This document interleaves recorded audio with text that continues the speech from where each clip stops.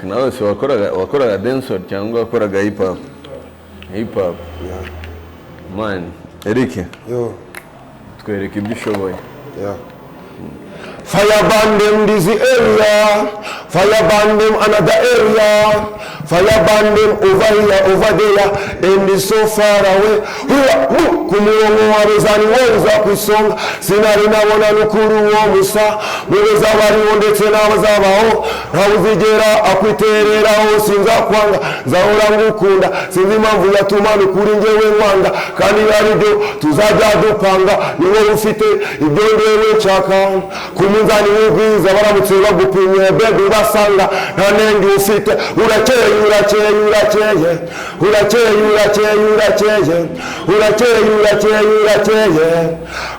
kurusha na marayika urakeye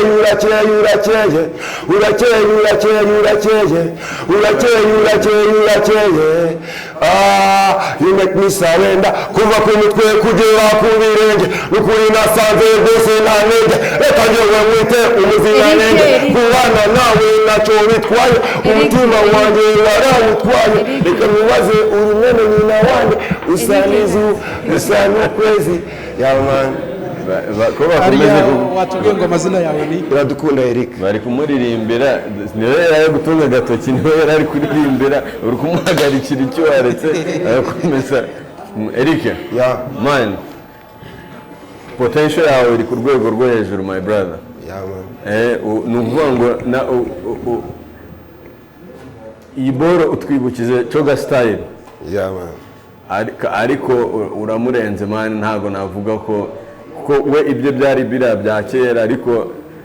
iyi version yawe irarenze my bro. So I'm a good writer, I'm a good singer and a dancer, so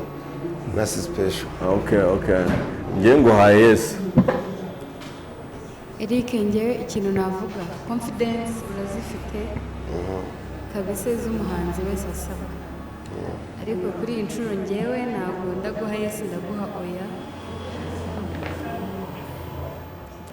aguhaye oya kandi wamuririmbiye kabisa that's special. Eric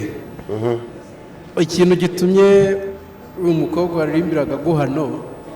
nanjye nakibonye arashobora kuba atakikubwiye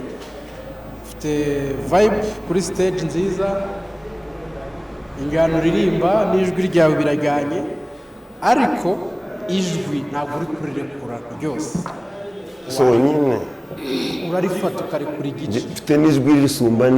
ntabwo just inzu ni ntoya kuri njyewe narimba nko muri arena watobora ntabwo ikibazo cyabaye inzu wa stage wayihawe ibikoresho byari hari indirimbo ufite zawe zanditse ziri hanze zirahari ziri kuri YouTube oya uyandikiye ziri writing gusa mu mutwe kubera ko Eric kubera ko competition ihari ikomeje tarangiriye aha ngaha kuri iyi nshuro ndaguhano ariko ubutaha kuva umenya aho bipfiriye ubuzaza ubikosore turebe but maniga don't stop next month urabona nabana abajaji bafite ukuntu babyumva ahubwo wumve ibyo bari kuvuga urusheho kubikurikiza kuko iyo umuntu bamushyize imbere yawe ngo agire icyo akubwira nuko hari icyo aba ashobora kuba yakurusha sibyo ariko man vibration yawe iri ku rwego rwo hejuru don't stop